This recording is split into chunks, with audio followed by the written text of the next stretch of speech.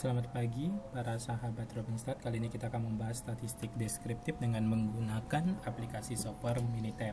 Nah, statistik deskriptif itu adalah suatu metode dalam statistik untuk menggambarkan data, baik data populasi maupun data sampel ya. Jadi bisa berupa ukuran statistik bisa berupa central tendensi seperti rata-rata, mean, median, modus gitu ya, ukuran letak, kuartil, desil, persentil, dan ukuran keragaman data. Baik bisa juga menggunakan penyajian data seperti grafik dan tabel. Untuk yang pertama kita akan membuat deskriptif dari data yang bersifat kuantitatif atau metrik. Nah, di sini biasanya dilakukan ukuran pemusatan data gitu ya. Nah, kita ambil saja langsung ke datanya ya. Kita ambil datanya dulu. File open untuk di sini kita ambil untuk latihannya. Oke. SPSS dari data. Oke, data Minitab ya. Misalkan untuk data analisis deskriptif ya. Data untuk analisis deskriptif. Nah, datanya sudah ada di sini ya. Nah, kita misalkan mau mengukur pendapatan dan pengeluaran. Nah, caranya tinggal statistik ya. Statistik, kemudian kita pilih basic statistik, kemudian kita pilih display deskriptif statistiknya. Oke, ini kita mau ukur dua variabel ini ya. Nah, kita mau mengukur dua variabel ini pendapatan dan pengeluaran, tinggal kita okekan saja. Nah, jadi bisa kita lihat rata-ratanya berapa, standar deviasi, minimum, maksimum, dan seterusnya. Kemudian kita juga bisa mengukur biasanya data kualitatif ya. Untuk data label non metrik itu biasanya yang dilihat itu adalah proporsinya. Jadi yang dilihat adalah proporsi per masing-masing kategori gitu ya. Jadi misalkan kita mau melihat untuk proporsi dari data gender gitu ya, dan data misalkan pendidikan. Nah, bisa kita lihat di sini datanya dari pembentukan tabel ya, data gender ini dan data pendidikan ya, data gender ini dan data pendidikan. Nah, berarti statistik kita basic, kita table ya, kita pilih yang tail individual.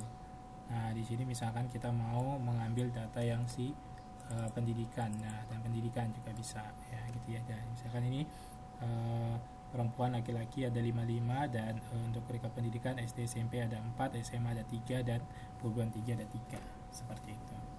Nah, kemudian untuk misalkan kita mau kombinasi antara variabel kuantitatif dan kualitatif ya. Tadi pendapatan bagaimana kalau berdasarkan gender gitu ya, atau pendapatan berdasarkan pendidikan. Nah, itu bisa kita lakukan. Caranya tinggal statistik basic ya, display deskriptif. Nah, ini berdasarkan gender. Tadi yang ini ya, pengeluaran. Nah, kita masukkan sekaligus. Nah, misalkan berdasarkan gender. Nah, seperti itu bisa ya, atau berdasarkan pendidikan juga bisa. Nah, secara sekaligus ya, misalkan pendapatan berdasarkan tingkat pendidikan. Nah, kemudian pendapatan berdasarkan gender dan pendidikan itu bisa, atau mau satu-satu juga bisa ya. Jadi kalau misalkan mau berdasarkan pendidikan saja atau berdasarkan gender saja, bisa kita pilih salah satu saja. Nah, seperti ini. Kalau ini apa aja yang mau diukur ya, bisa jadi. Oke, nah di sini di pendapatan untuk perempuan laki-laki segini, pengeluaran untuk perempuan laki-laki segini ya. Kemudian bagaimana kalau antar variabel kategorik ya, antar variabel kategorik ya, berarti menggunakan namanya cross tab ya, bisa satu atau dua cross tab gitu. Oke. Nah, kita bisa lihat di sini kita mau membuat antara pendidikan dengan gender, berarti tinggal statistik, kita pilih table. Nah, kita pilih di sini cross tab ya, cross tab. Kemudian misalkan yang mau dibuat itu adalah nanti pilihannya mau di dalam summary two way, atau itu kalau datanya ke samping ya, tapi kalau mau di dalam row column pilih yang row data ya. Jadi di sini kita pilih untuk pendidikan dan gender gitu ya.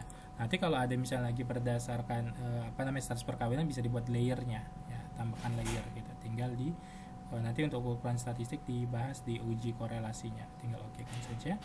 Nah, di sini dapat lihat SMP untuk yang laki-laki itu 4 orang, sementara yang perempuan tidak ada. SMA ada 1 orang yang laki-laki, PT perempuan semua ya. Demikian untuk statistik deskriptif. Semoga videonya bermanfaat.